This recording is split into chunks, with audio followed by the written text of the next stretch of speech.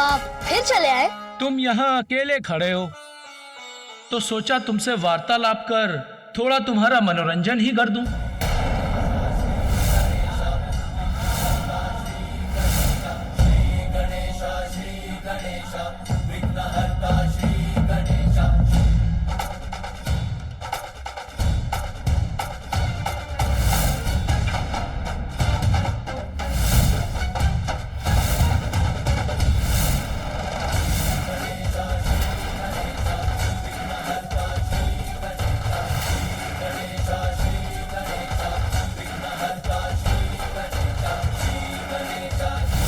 जब तक मैं इस द्वार का रक्षक हूँ, मैं मेरी माता की आज्ञा का पालन करूंगा। सतर्क रहना होगा मुझे, ताकि कोई भी छल एवं बल से भीतर ना प्रवेश कर पाए।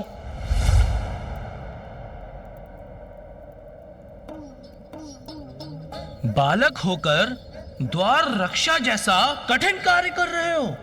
यह आयु कार्य करने की थोड़ी होती है, अपितु भिन्न भिन्न प्रकार के स्वादिष्ट फल, मिष्ठान एवं पकवान खाने की होती है। खाओगे?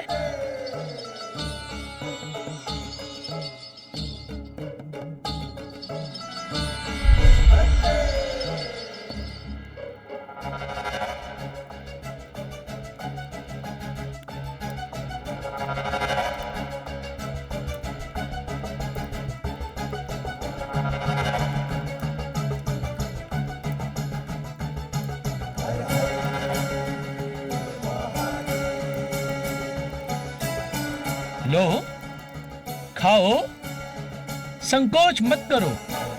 यह सब कुछ तुम्हारे लिए ही है। आओ, अब तुम इसका आनंद लो और हमें भीतर जाने दो।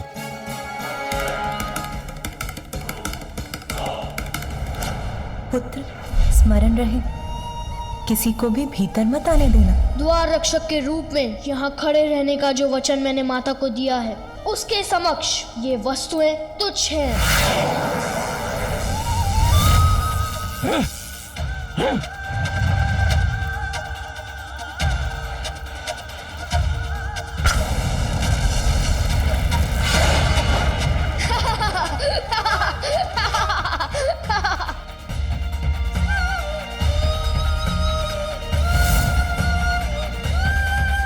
ना ही मुझे कुछ खाना है और ना ही मुझे किसी को भीतर जाने देना है। मेरा क्रोध जागृत हो रहा है। शांत शांत नंदी शांत। ओम नमः शिवाय, ओम नमः शिवाय, ओम नमः शिवाय, ओम नमः शिवाय, ओम नमः शिवाय, ओम नमः शिवाय, ओम नमः शिवाय, ओम नमः शिवाय, ओम नमः शिवाय, ओम नमः शिवाय, ओम नमः शिवाय, ओम नमः शिवाय, ओम नमः शिवाय, ओम नमः शिवाय, ओम नमः शिवाय।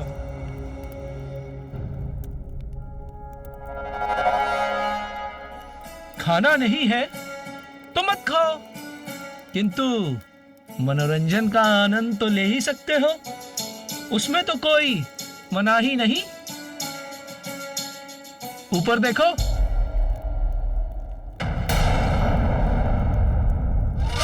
देखो आकाश के इन मेघों में मैं तुम्हें राजकुमार और राजकुमारी के विवाह का अद्भुत दृश्य दिखाता हूं। तुम्हें अवश्य आनंद आएगा। ये देखो।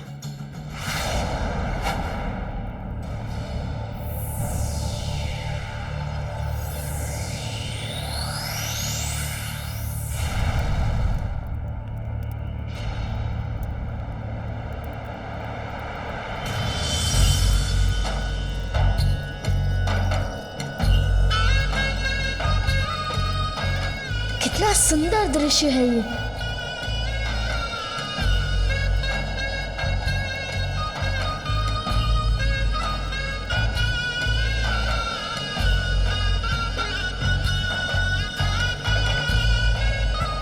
तुम यहाँ ये मनोहर दृश्य देखते रहो बालक, जब तक तुम्हारा मन करे।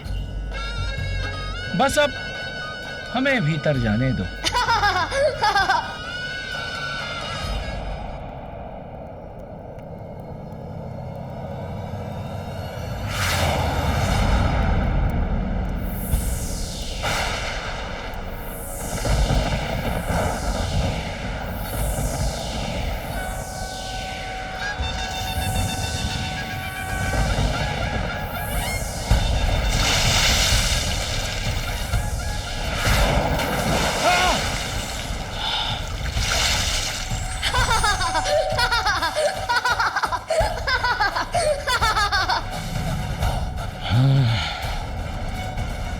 क्यों? मैंने जिस दृश्य की रचना की वो कैसा लगा आपको? आनंद आया? आनंद तो आया ही होगा।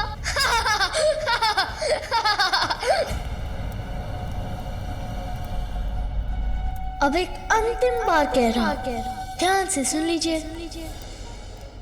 इस द्वार के आगे मैं किसी को नहीं जाने दूंगा। समझ गए आप? साम दाम तो व्यर्थ गए, अब क्या करूं?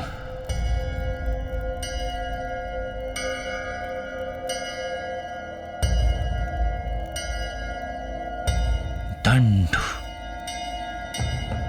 भय। सावधान बालक!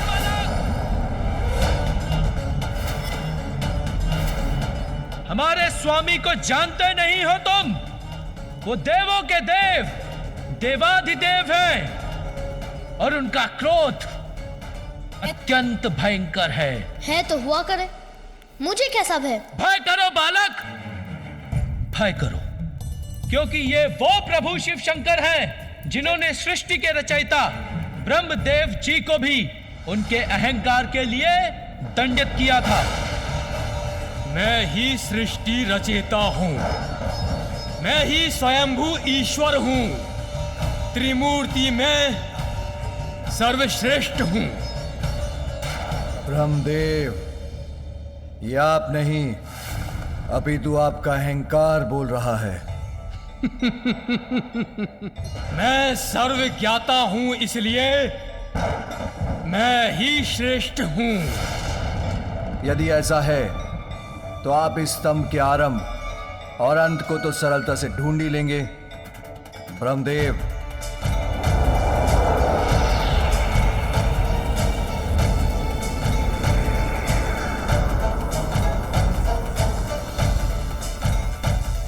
उचित है, इसमें क्या कठिनाई है?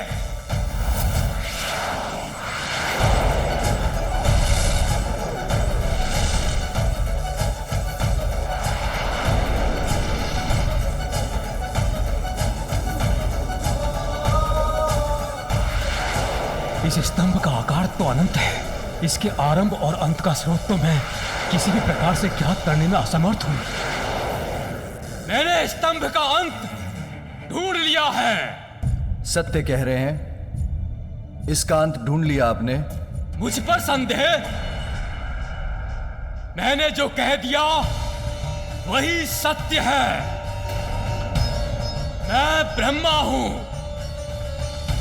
मैं ही परम ब्रह्म हूं। तुम कौन हो?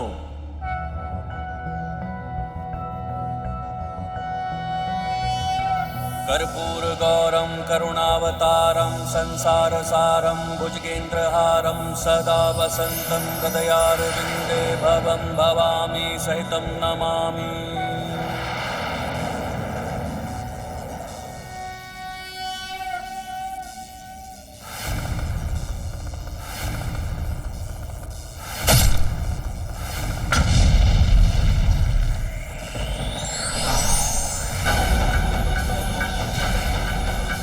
मैं वो हूं जो अहंकार को अपना आहार बनाता है। सृष्टि के जनक को इतना अहंकार शोभा नहीं देता। ब्रह्मदेव, मैं आपका पांचवा शीश आपसे विलक कर दूंगा।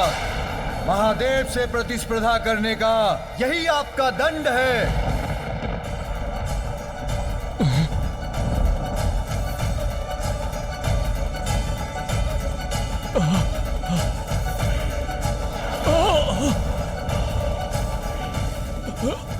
अब समझे कैसा होता है मेरे प्रभु शिव शंकर का क्रोध।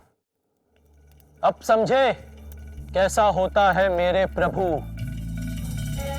शिव शंकर का क्रोध। बालक हो तुम, इसीलिए अभी तक हमारे प्रभु शिव शंकर और हम सबके क्रोध से सुरक्षित हो। पहचानो उन्हें, ये वही प्रभु शिव शंकर हैं जिन्होंने गंगा मैया की प्रचंड और पावन जलधारा को अपनी जटाओं में समाहित किया था।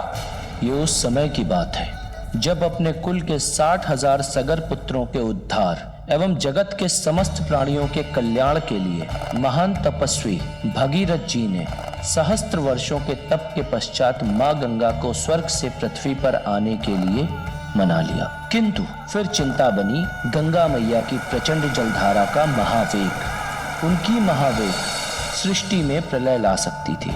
इसीलिए भगीरथ जी ने घोर तप कर प्रभु शिव शंकर को प्रसन्न किया और उनसे गंगा मैया की प्रचंड जलधारा के महावेग को संभालने की विनती की।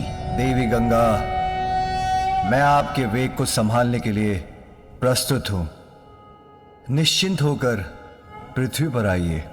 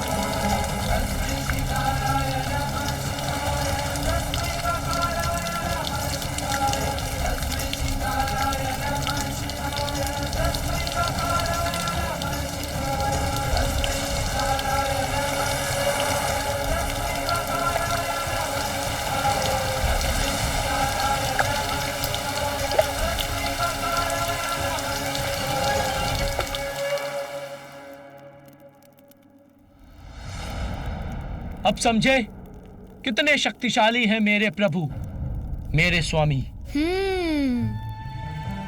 मैं प्रभावित तो अवश्य हूं,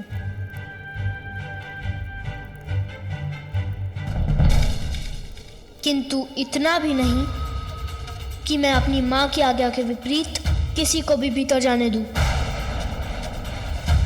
चाहे वो कोई भी हो, चाहे वो कोई भी हो, चाहे वो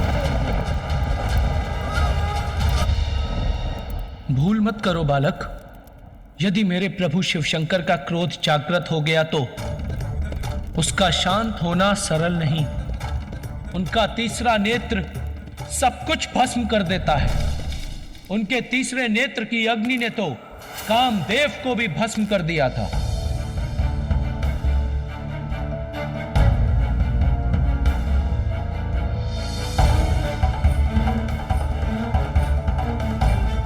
मुझे क्षमा करें प्रभु, मैं देवराज इंद्र के आदेश के आगे विवश हूं। मुझे आपका ध्यान भंग करना ही होगा।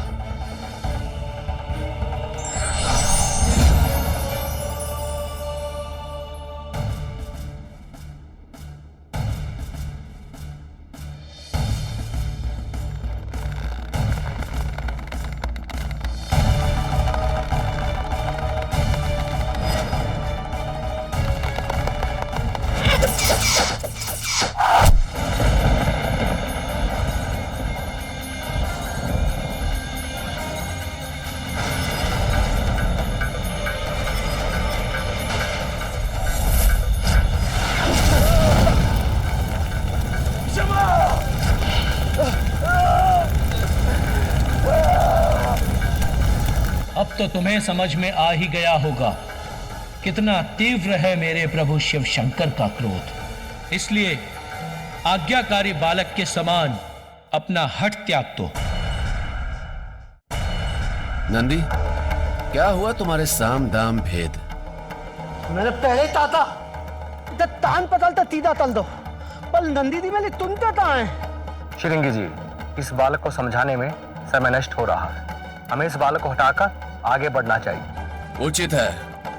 हठी बालक, बहुत हुआ तुम्हारा हट। जानते भी हो प्रभु शिव शंकर कौन है?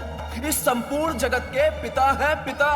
माँ को दिया वचन तो मैं किसी के लिए भी नहीं तोड़ सकता हूँ। अबोध बालक, प्रभु शिव शंकर से परिचित नहीं हो तुम। बालक हो इसलिए सुरक्षित हो। अन्य कोई होता तो उसे इस हट का अवश्य दंड देता। चेतावनी का स्वर मुझे मत सुनाइए, मैं किसी का ऊंचा स्वर सहन नहीं करता। और अब मेरी चेतावनी सुनिए, शांति पूर्वक लौट जाइए, अन्यथा आप सभी मेरे कोप के भागी होंगे। बस बालक,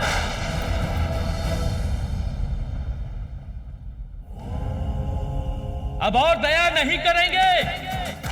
प्रभु शिव शंकर हमारे स्वामी हैं और उनका मार्ग कोई नहीं रोक सकता। शांति से हट जाओ, अन्यथा बांध कर यहीं बैठा देंगे। अब देख, मैं देखता हूं तुझे। तान पतल तो सीधा चल दूं ना।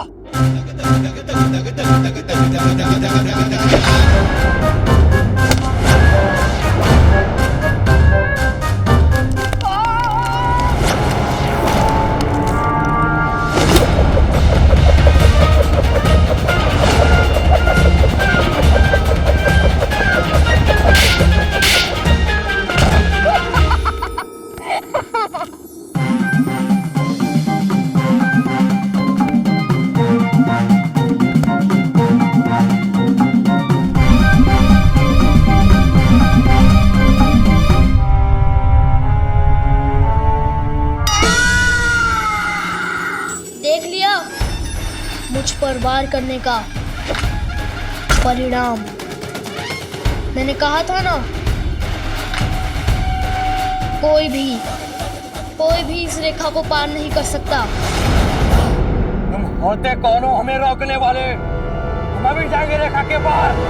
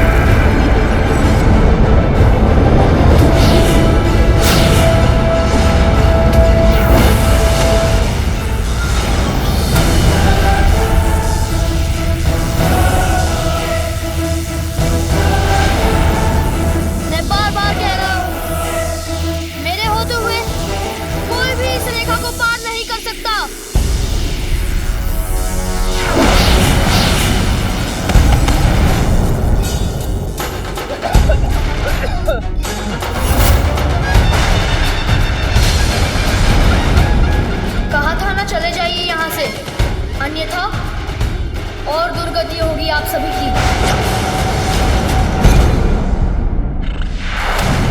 हम महादेव के गढ़ अब और अपना अपमान नहीं सहेंगे। आगे बढ़ो। आपकी यही इच्छा है तो यही सही, कर लीजिए प्रयास।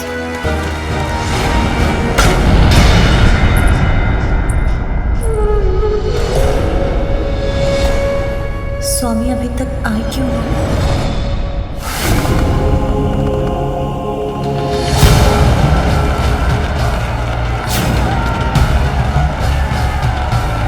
पार्वती,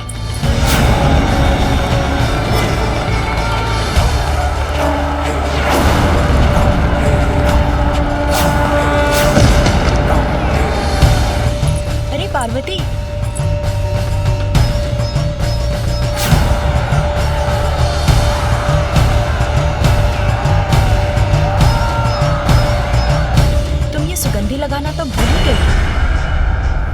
विशेष सुगंधी तुम्हारी माता ने भेजी है।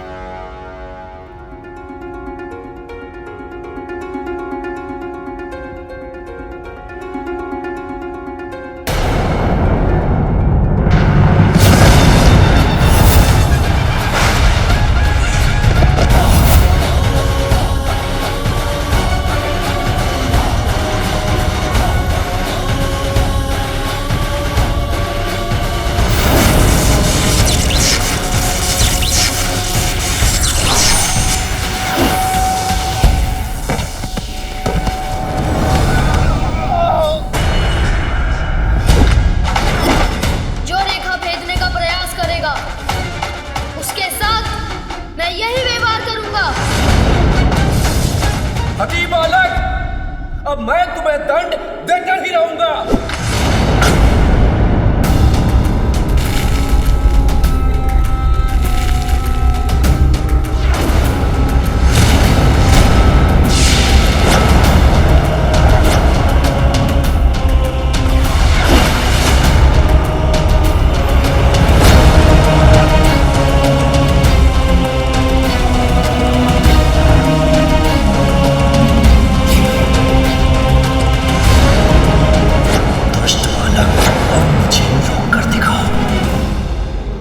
इसमें तो मेरे मायके की स्मृति छिपी है। अवश्य ये सुगंध मेरे स्वामी को भी भाएगी।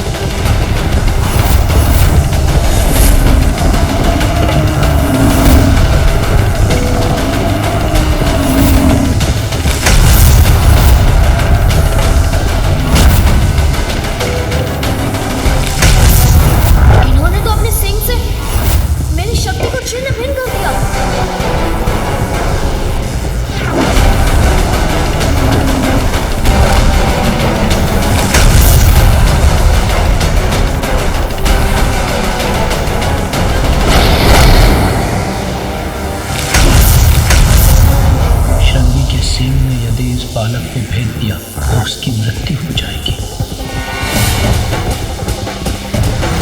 ये वहां कहाँ जा रहे हैं?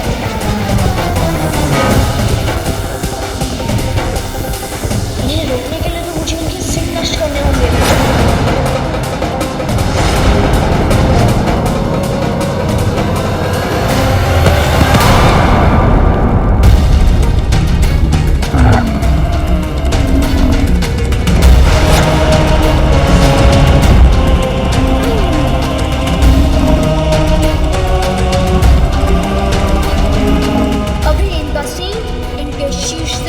करता हूँ।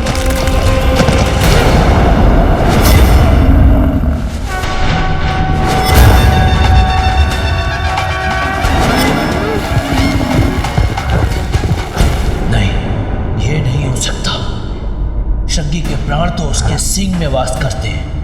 यदि उसके सींग टूट गए तो उसकी मृत्यु हो जाएगी।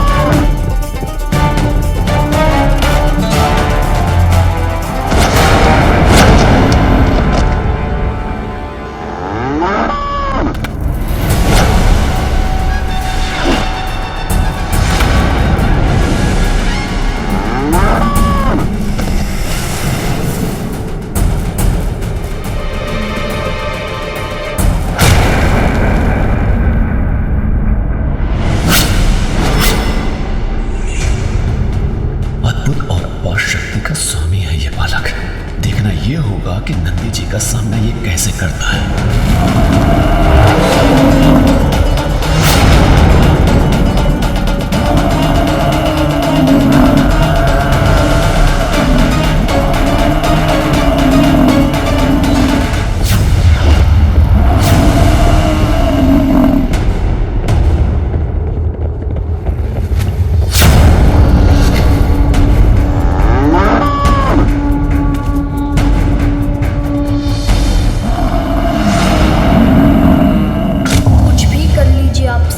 पीछे नहीं हटूंगा, आपका डटकर सामना करूंगा।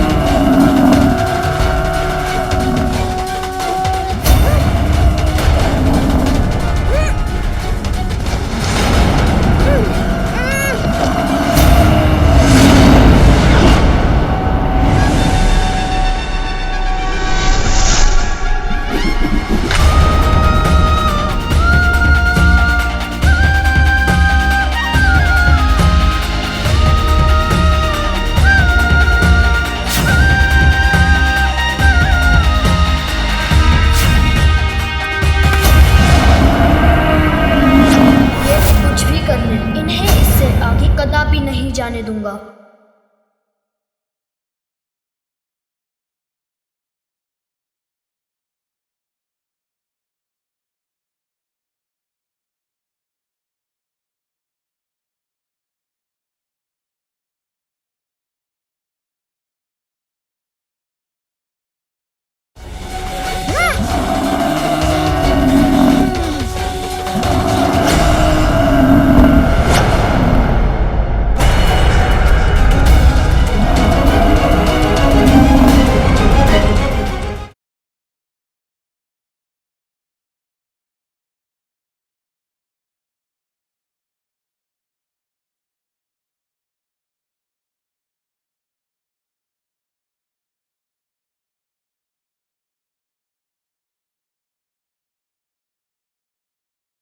विघ्नहर्ता श्री गणेश, श्री गणेश, श्री गणेश।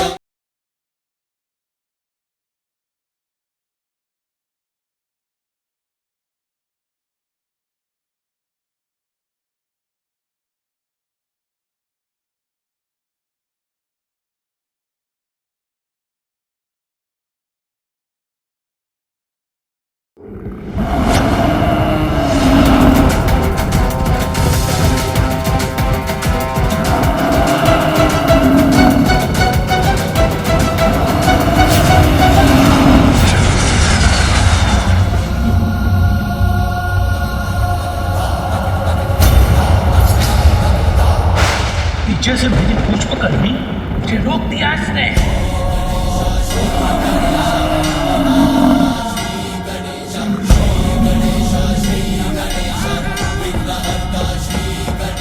अभी तो रोका ही है, अब आपको इस रेखा से दूर भी ले जाऊंगा।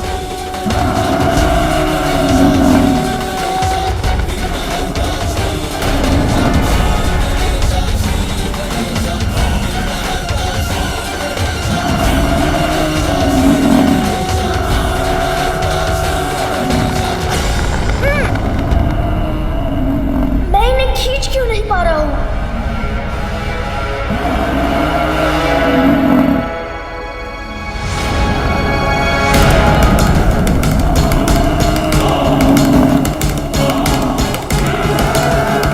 आप अपना आकार बढ़ा ले या कुछ भी कर ले, मां का आदेश अटल था, अटल रहेगा। वायुदेव, स्वामी, कहाँ थे आप? चिंता के मारे मेरे प्राण सूख रहे थे। कुछ हुआ था क्या? गजासुर ने हम देवताओं को बंदी बना लिया था। यदि उचित समय पर विष्णुदेव और नंदी हमें उसके बंधन से मुक्त नहीं कराते तो वो दुष्ट गजासुर हमारी और दुर्दशा करता। नंदी? हाँ नंदी। अद्भुत था वो दृश्य जब नंदी ने अपने अपार बल का प्रयोग कर भोलेनाथ को गजासुर से मुक्त करा। नंदी का अपार बल तो भोलेनाथ की सेवा के लिए सदा तत्पर रहता है।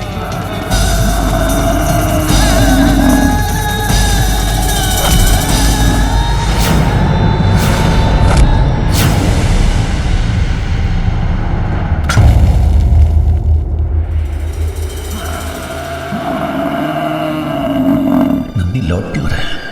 क्या करना चाहते हैं वो?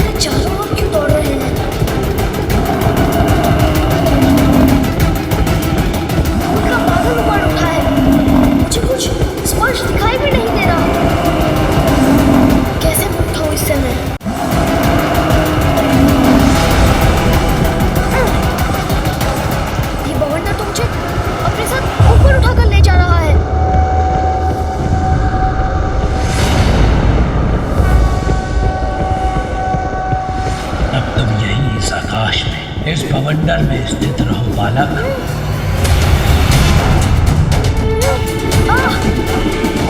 नारद भयभीत, यदि उनके पुत्र का तनिक भी अनिष्ट हुआ तो माता पार्वती भवंडर उत्पन्न कर देगी। किंतु मैंने जो किया वो भी तो आवश्यक ही था, उसमें भी था सृष्टि का हित।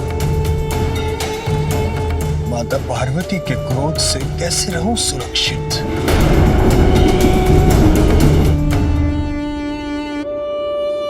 नारद प्रफुल्लित, माता पार्वती का क्रोध जागृत हुआ है तो वही शांत कर सकते हैं, अर्थात विष्णुदेव। नारायण नारायण। शीघ्र ही वैकुंठ चलता हूं, अति शीघ्र। नारायण नारायण।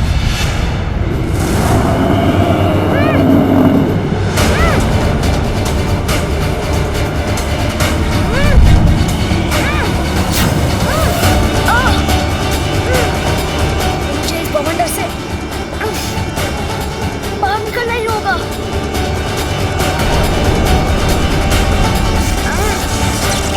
ये क्या हुआ? कैसा प्रकाश था ये?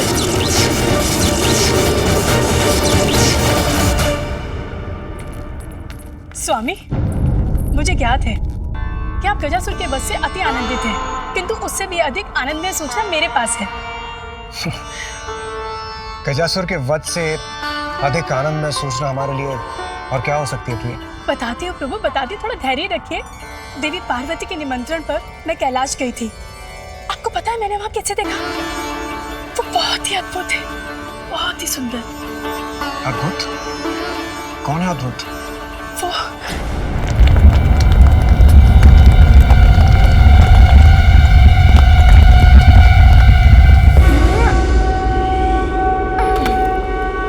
बहुत हुई आपकी क्रीड़ा, अब मैं आपकी इस कृत्य का उचित उत्तर दूंगा। क्रीड़ा तो तुम्हारी बहुत हुई है बालक, किंतु अब नहीं होगी।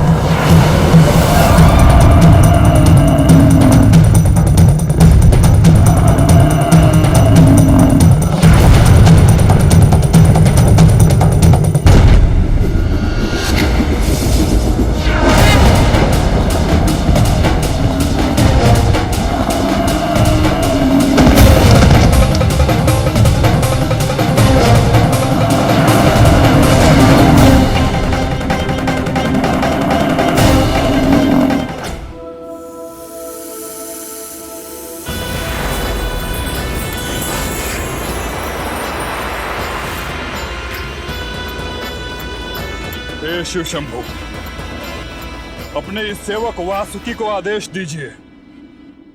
मैं अभी जाकर इस बालक को उचित पाठ सिखाता हूँ। एक कुत्तंड बालक भोलेनाथ की महिमा को चुनौती दे, ये देवराज इंद्र को स्वीकार नहीं है प्रभु। अमृत पान कर चुके हैं हम, अमर है हम देवता प्रभु। अभी उस उद्दंड बालक को अमृतों की शक्ति दिखाते हैं। हाँ, की शक्ति का अहंकार है इस बालक को। मैं अपने ताप से भस्म कर दूंगा उसे। गजासुर हमारे समक्ष टिक नहीं सका, तो दुस्साहसी बालक हमारे सामने क्या टिकेगा? प्रभु, उसका अहंकार भी नष्ट होगा। हाँ, अहंकार का नष्ट हो जाना ही उचित है। प्रतीत होता है यही होगा। अहंकार मिटेगा और तो ही तो शुभता का विस्तार होगा।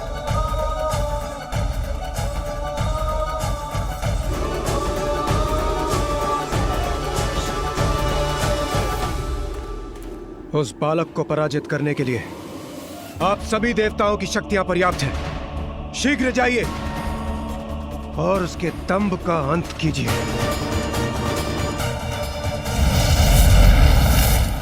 अवश्य मिटेगा, सबका अहंकार मिटेगा।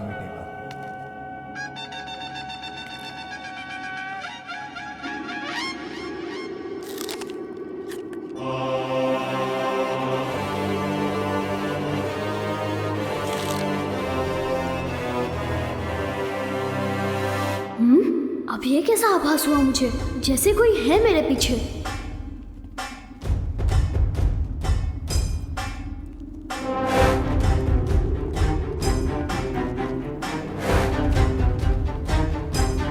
ना स्वयं शांत बैठते हैं, ना दूसरों को शांत बैठने देते हैं। उन्हें लौटाया था, अब ये आ गए। उचित है, आइए।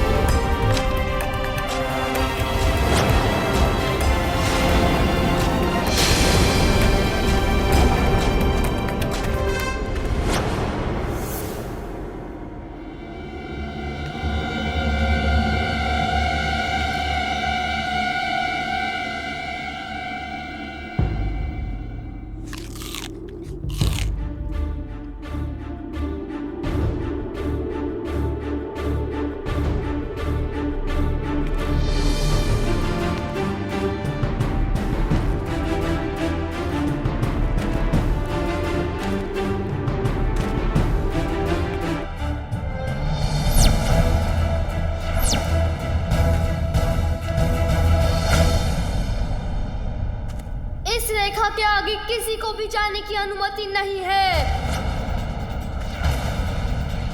किसी ने भी लांघने का प्रयास किया तो उसका परिणाम अच्छा नहीं होगा।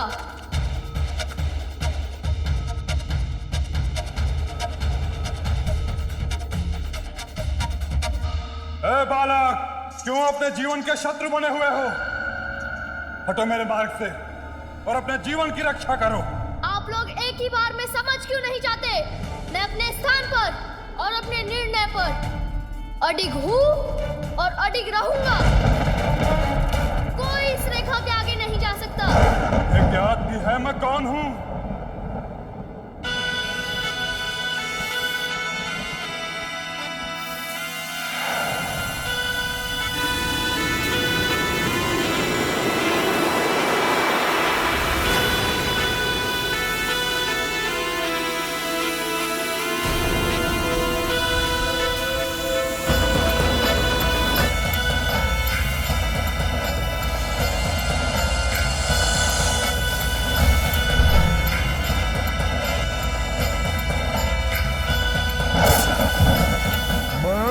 निकल जाऊंगा।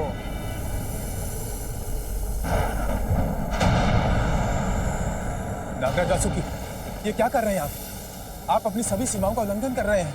अब तुम मेरा ग्रास बनोगे बालक। नागराज वासुकी, रुक जाइए।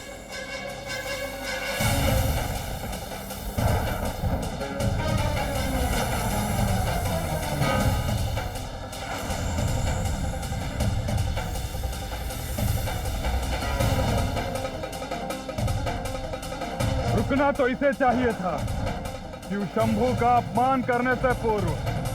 नहीं वायुदेव, इस बालक का अंत निश्चित है। नागराज वासुकी, ये दुस्साहसी है, उद्दंड है, किंतु है तो एक बालक ही। हमें इसे एक अंतिम अवसर देना चाहिए। शांत नागराज, कदाचित वरुण देव उचित कह रहे हैं।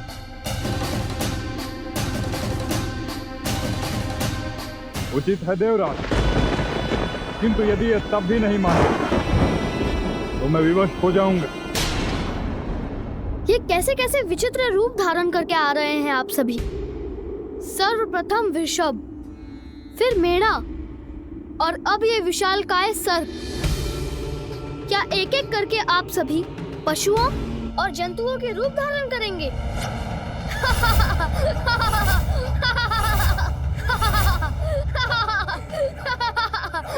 तो ये बालक अब भी नहीं समझा।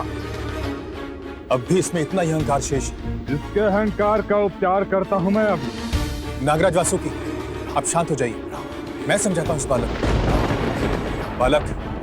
जिनका तुम अपमान कर रहे हो वो नागराज वासुकी है। वो नागराज वासुकी जो अमृत मंथन के समय मेरू पर्वत जैसे दिव्य और विशाल पर्वत की मथनी को सागर में स्थिर रखने के लिए डोर बने थे। एक ओर से इन्हें हम देवताओं ने पकड़ा और दूसरी ओर से दुष्ट असुरों ने। फिर वासुकी जी की सहायता से सागर मंथन हुआ, जिसके परिणाम स्वरूप सागर ने हमें अनेक दिव्य उपहार दिए। सर्वप्रथम सागर से निकला अत्यंत घातक हलाहल विष, फिर देवराज इंद्र का वाहन ऐरावत, गौमाता कामधेनु, दिव्य अश्व उच्च श्रवा, बहुमूल्य कौस्तव मणि, कल्प वृक्ष, रंभा, मेनका आदि अप्सराएं, श्री स्वरूपिणी माता लक्ष्मी, मदिरा कलश लिए अपूर्व सुंदरी वरुणी, चंद्रमा, दिव्य पारिजात वृक्ष, शंख और आयुर्वेद एवं अमृत कलश के साथ धन्वंतरी जी भी। और तुम उन नागराज वासुकी देव का अपमान करने की भूल कर रहे हो जिनके सहयोग के बिना सागर मंथन असंभव था। ओह अच्छा, तो सागर मंथन में ऐसा हुआ था। सुनो बालक, मेरे सूर्यदेव के अतुलित तेज से, अग्निदेव के ताप से, वायुदेव के 49 मारुतों के वेग से, जल संचारक वरुण देव की शक्ति से तुम परिचित नहीं हो बालक।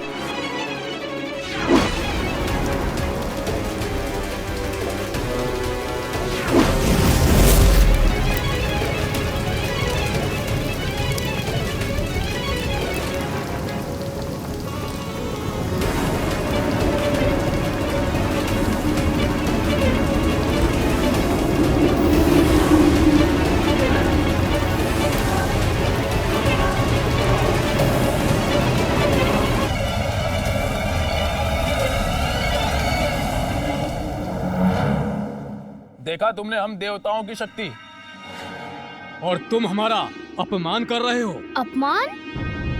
मैंने किसी का अपमान नहीं किया। माता के आदेश के पालन के लिए आप सभी को कुछ ही क्षण के लिए रोका है। अपमान तो तब होगा जब मैं आप सभी को परास्त करूंगा। हमसे संघर्ष का परिणाम तुम्हारे लिए अच्छा नहीं होगा बालक। परिणाम की चिंता तो आपको करनी चाहिए। आपने अपनी शक्तियां तो दिखा दी, किंतु मुझसे युद्ध करने की शक्तियां हैं आप में। आयु और अनुभव में तुमसे बड़े होने के नाते मेरा यानी कि अग्निदेव का कहना मान लो और हट जाओ हमारे मार्ग से। देवता हैं हम, अपार शक्ति है हमारी, जिसका प्रयोग कर बड़ी सहजता से हम तुम्हें पराजित कर सकते हैं। कल्पना में, वास्तविकता में नहीं। आपकी शक्ति धरी की धरी रह जाएगी मेरे समक्ष। ये बालक ऐसे नहीं मानने वाला है, इसे तो क्रीड़ा में ही उलझाना पड़ेगा। मैं कुबेर और तुम इस विवाद को समाप्त करने का दूसरा उपाय सोचते हैं, जिसमें तुम्हारी बात भी रह जाए और हमारी भी। तुम्हें सागर मंथन की कथा सुनाई थी ना मैंने, तो नागराज वासुकी की सहायता से हम सागर मंथन जैसी क्रीड़ा क्यों ना करें?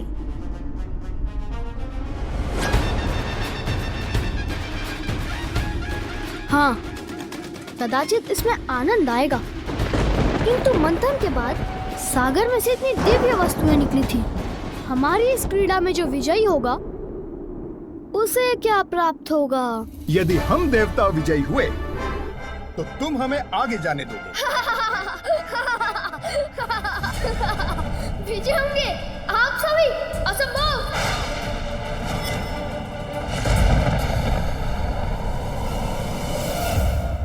नागराज वासुकी, मान लीजिए मेरा प्रस्ताव। इस क्रीड़ा में यह अवश्य पराजित होगा। इसके हट के साथ भोले शंकर की प्रतीक्षा भी समाप्त होगी और वो भीतर भी जा सकेंगे।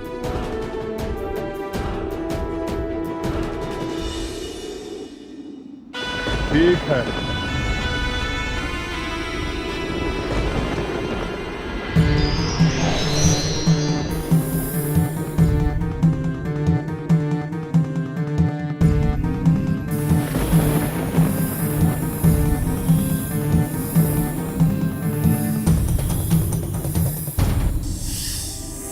ये नाग तो अब भी अपना क्रोध दिखा रहे हैं। अब पकड़ ही लेता हूँ इन्हें। मैं तो आपको मुख की ओर से पकड़ूंगा और आप सभी इन्हें पूंछ की ओर से पकड़कर खींच लीजिए। ये इस बालक का भोलापन है या अहंकार? जनित अति आत्मविश्वास।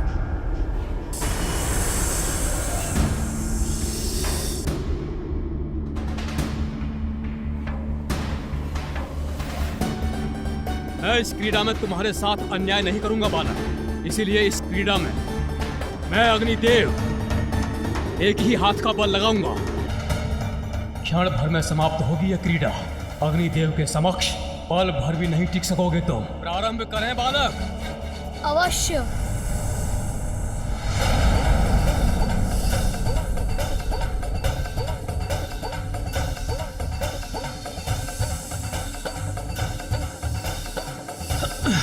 अच्छा, ये तो अपने ही स्थान पर स्थित है।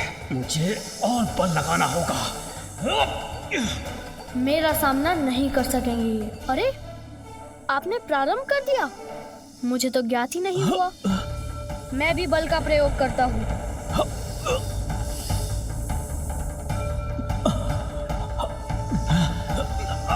अरे, ये क्या हो रहा है? इस बालक ने मुझे कैसे खींच लिया? आप स्थित रहिए अग्निदेव, मैं आपकी सहायता करता हूं।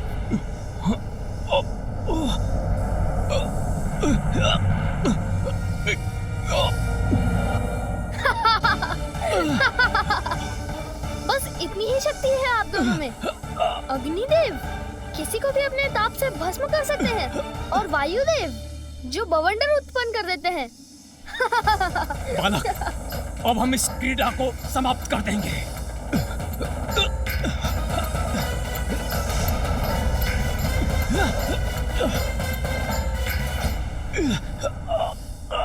देखता हूँ क्रीड़ा आप समाप्त करते हैं या मैं। आश्चर्य, इस बालक में इतना सामर्थ्य है। अग्निदेव और मेरी वायुदेव की सम्मिलित शक्ति का सामना कर रहा है, खींच रहा है हमें। अग्निदेव, अपने पांव जमाइए। वायुदेव, आप इतने भारी हैं क्या? बल लगाइए, अपनी शक्तियों का प्रयोग कीजिए। चलिए। आप हमें आदेश मत दीजिए सूर्यदेव। आप स्वयं संभाल कर दिखाइए इसे। ये तो एक दूसरे से ही उलझ रहे हैं। यही उचित अवसर है। एक बालक से विजय प्राप्त नहीं कर पा रहे हैं और एक दूसरे पर ही दोषारोपण कर रहे हैं। ऐसे तो ये बालक विजयी हो जाएगा।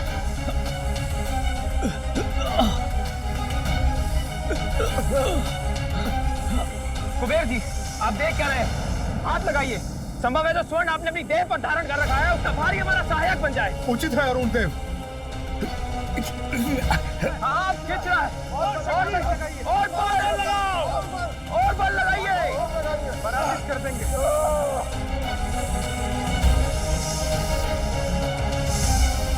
ये कैसे संभव है?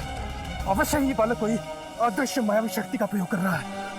हम भी अपनी दिव्य शक्तियों का प्रयोग करते हैं।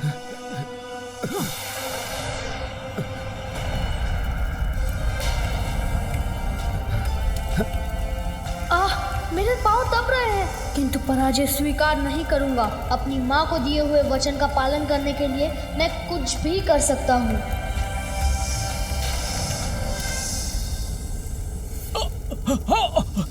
अब देखिए मेरी शक्ति।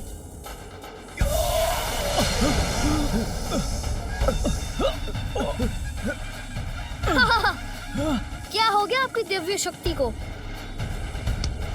यदि आप अपनी दिव्य शक्ति का प्रयोग करेंगे तो मैं उससे भी बड़ी शक्ति से आपको पराजित कर दूंगा। अरे ये हिम कहाँ से आ गया? गिर रहे हैं हम। पकड़ो। अरे ये क्या हो रहा है आप सभी को? थोड़ा संभल कर रहिए।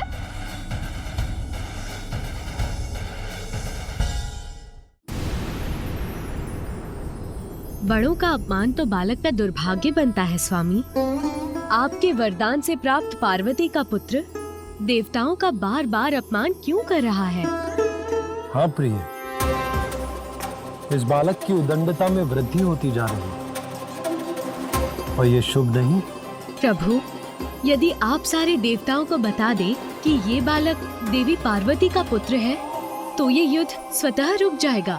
देवी, जब स्वयं भोलेनाथ शांत है तो इसके पीछे अवश्य ही कोई बड़ा कारण होगा। अब मैं इस बालक की उदंडता को और नहीं सहूंगा।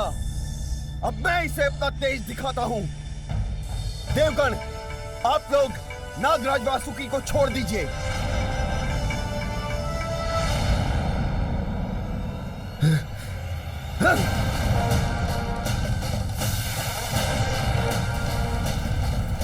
ये क्या? इस सर्प का ताप तो बढ़ता ही जा रहा है।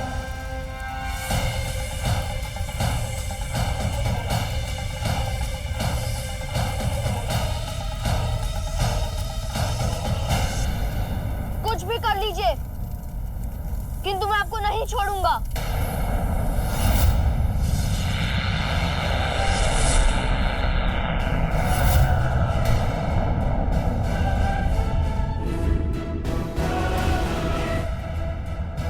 असहनीय पीड़ा हो रही है मुझे। बस बहुत हो चुका।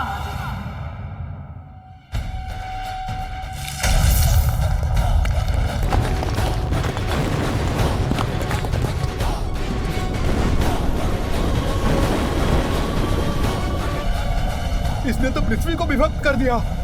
पाताल दिख रहा है मुझे। अग्निदेव तो मैं ही हूँ। यदि मैं नीचे गिर भी गया तो अग्नि का तो मुझ पर कोई प्रभाव नहीं होगा, किंतु ये नुकीली शिलाएं, उनसे तो कोई बचाव नहीं। आहत हो जाऊंगा मैं इनका कोई अहित नहीं चाहता, किंतु मैं इन्हें परास्त युद्ध से ही करूंगा।